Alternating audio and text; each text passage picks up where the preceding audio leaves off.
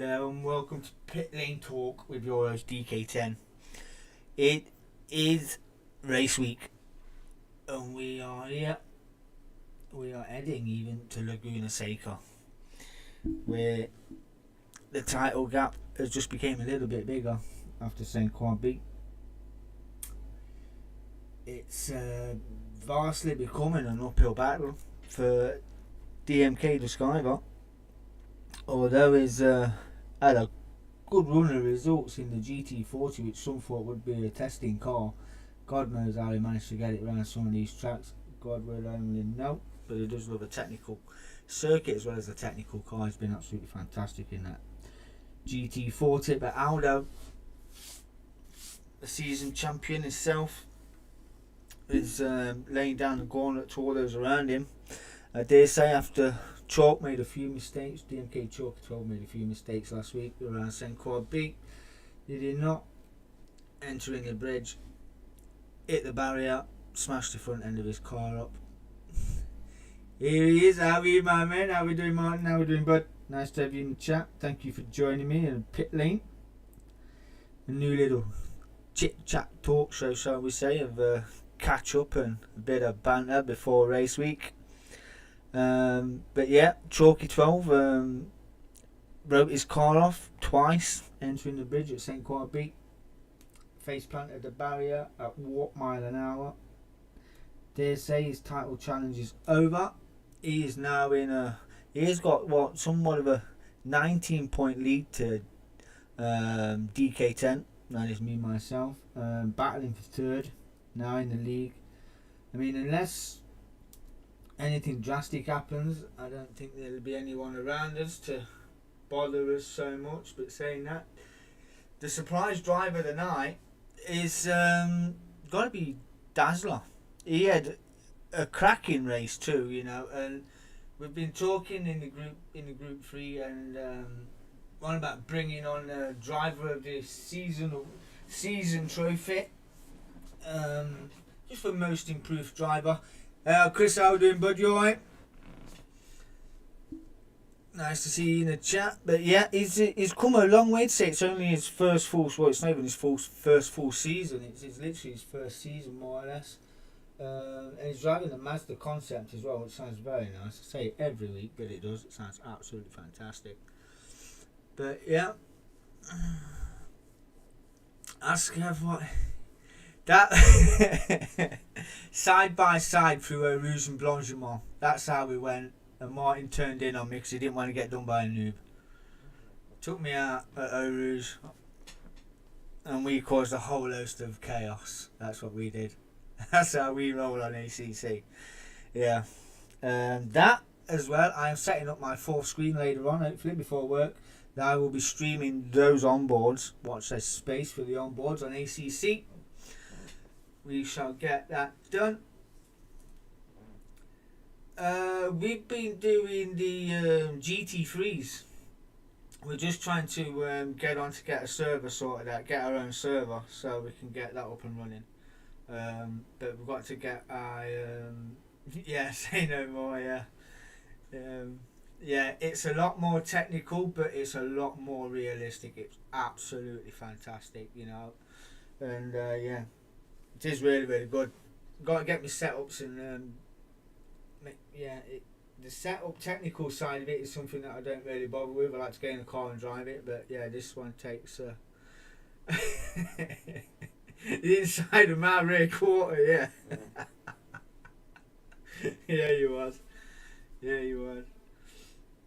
But yeah, it's you've literally got to set the car up from ride height, dampers, spring rate, brake ducts, everything's got to be dialed in to get a perfect lap. I mean, around Spa, I'm no slouch myself, but I was 2 seconds a lap slower than most people. So yeah, in the Jag. But yeah, it's fun. It's fun. I like it. It's testing, and you've got to be on point all the time. So yeah. But anyway, yeah, where was I? Talking about the Group 3s. Yes, heading into Laguna Seca. Yes, we are. We are here at the Corkscrew, as you can see. most unforgiving corner of the circuit. You get this corner wrong and down corkscrew, you will gain half a second penalty, plus some damage limitations where people will overtake you. You will lose ground like it's going out of fashion. This track is as unforgiving as Nords. You hit the sand, you will stay there, and it took you a while to get out. No one will come and help you, not even me. But yeah, it's going to be, you can keep it on a track. It's a bit like Willow Springs, you know. Willow Springs has got no, it's got loads of runoff and it's surrounded by sand. There's another sandpit track. But we do love Willows in the Meg. As my JL09 beat my pole time there. Just, yeah, by half a second, 4/10 of a second. Did you not? In seasons gone by, we loved that. Absolutely loved it. But yeah, I mean, as we head in, we've got 4 races left. We've got Laguna Seca. We'll finish off at Lego Maggiore. We've got Tokyo East Outer Loop as well. So, you know, unless Aldo has a few DNFs and misdemeanors this season, I can't see him really relinquishing the title. Could be a double champion. He's got 46 points, as you can see on the table there, to Duskaiva. You know, I mean, Duskaiva's going to need to take at least 6 out of the 8 wins, I reckon. And Aldo's going to need to finish a bit further down the order. You got Chalky 12. What we're on now? Aldo's sitting on 282 points, just behind Duskaiva's 236. And then we've got Chalky 12, who's on 205. DK10 is on 181. Dazzler in the R Vision is on 162. Ooh, so yes, you can come and play if you want to come and play, Mr. Cutler. You're more than welcome, my friend.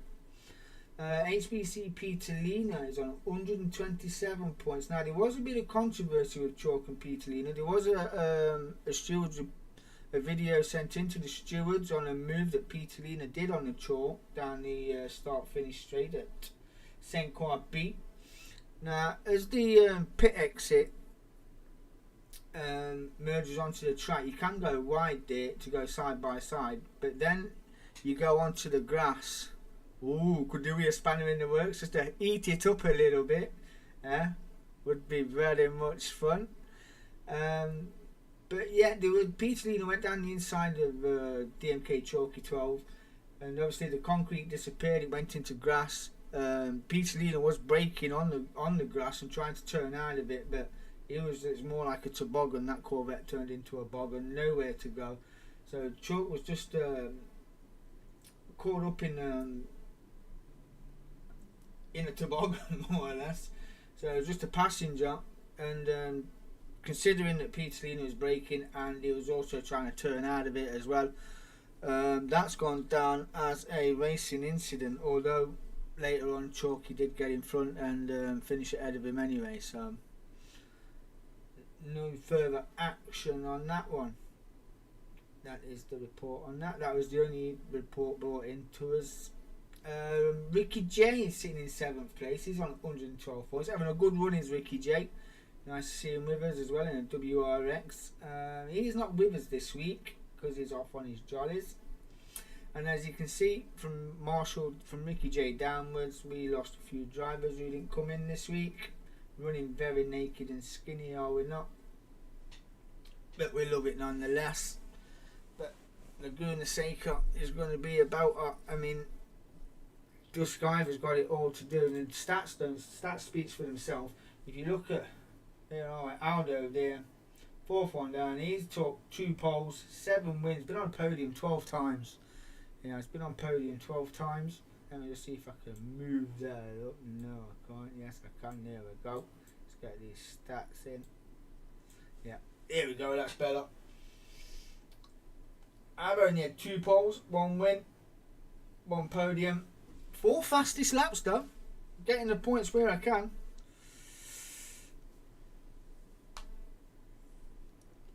It does feel weird, doesn't it, coming from ACC to, I do get that, I do understand that, coming from ACC to Gran Turismo. That's why I like to keep, I'm trying to keep both feet in, but yeah, we'll see how we go.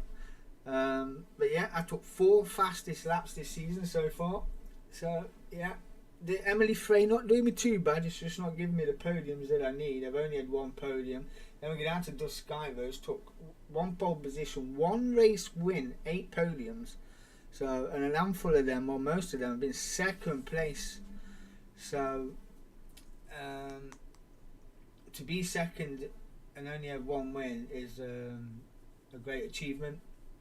Marshall 2012, Mr. Podium himself. He came, took a podium, took 2 fastest laps as well in that race. You can see it right there. It's nice to have him in when we can. Always welcome. Then you got the man himself, the Iceman, the Flying Scotsman. 2 poles, 7 wins this season, ladies and gentlemen. 7 wins, 12 podiums, 1 fastest lap. It speaks volumes though, don't it? You know, it's in an Aston Martin versus a GT40. And I think Laguna Seca will probably play homage to the Aston Martin more so than the GT40. That GT40 is just too low. It don't like riding curbs. I can't wait to see it go flying through the corkscrew or over it, whichever comes first. I'm sure Aldo won't mind that either, but yeah. And then Martin, when he came in, took a podium as well. Dazzler had a podium around Monza. You know, we're going to grant him that podium. We're not going any further than that, but he did get a podium. The 55.880, not there yet. Redwood Racing came in, took 1 pole, 2 fastest laps. That was at Spa. DMK Chalky Trolls had 2 wins this season. He's already took 6 podiums as well. So he's only 2 behind Dusk Skyver, sitting in 3rd place. 2 fastest laps to go on his belt as well. HBC Pit Lane has had 1 win this season, took 5 podiums. And Quack 23 would have had 2 podiums, but got the motor down to 6 at Monza due to running out of fuel. Before he crossed the start finish line, coming around the corner, he was already out of fuel. So yeah, and people finishing under their own power, finish above him, it would have been a DNF otherwise in real life. But yeah, that's how we roll. But like I say, new changes next season, new qualifying format and a new race format as well. It's more or less a 2-stage qualifying for the main feature race of the evening. We've just got to go through the tyre wear and the permutations and fuel wear. So instead, you're still going to get 2 races, but you're going to do 1 main race effectively. And we will be starting at the later time of 8 o'clock. The lobby will open, and we will get the lights out by 8:30. That is set. That is good. That is staying on a Thursday as well. We're going to do 6 weeks next season on GT Sport with a possible 4. It's going to be set up for 10, but you can vote if you want to do the extra 4, finish the season off properly. And then hopefully by then GT7 would have ironed all its issues out, and then we would have been over to GT7 once we've unlocked it all, and I've got a couple of driving lessons to do. So hopefully that will be done sooner rather than later. But yeah, looking forward to that. But that's the table as it stands. And on DK10's Facebook page, the store will be opening in the next couple of days, hopefully. Thank you to DN5 Vinyl Designs. They're going to put all our merchandise on the DK10 Facebook page, and you can purchase it from there. Hoodies, customizable hoodies, polo shirts, t-shirts, mugs, flasks. You can even have a 200-piece jigsaw of your favourite overtake. Send him the picture. He'll put it on a 200-piece jigsaw with a DMK logo on it. How sick would that be? I'm having one done. I'm having my car done. Yep, I am. It's going to be good. That's just me. I like jigsaws. So, alright then, brother. Have a good day. Yes, you will, mate. I'll be on about 7:30. 7:30. Once I get sorted out, be about 7:30, bud.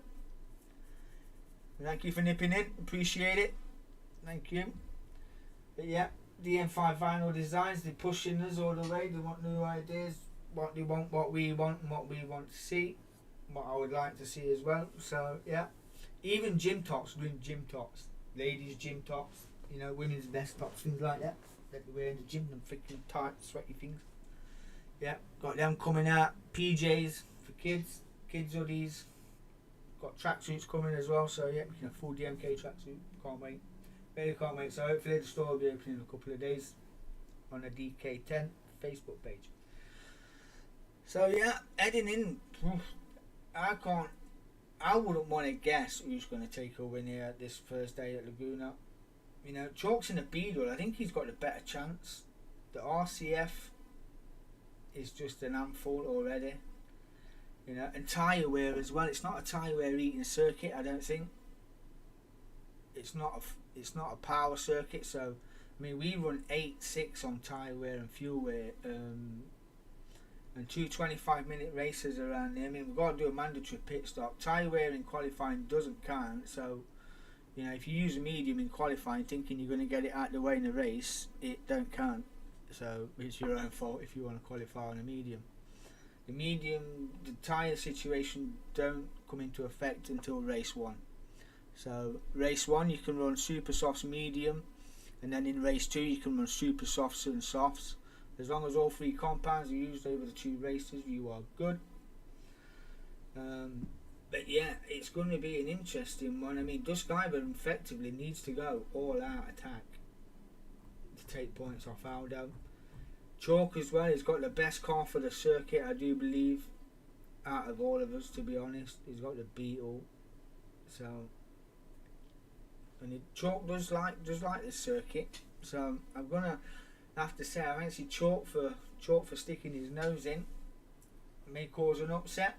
And as you can see in the chat, Mr. Chris himself, the tyre whisperer, Mr. Smooth Operator, wants to get involved on Thursday.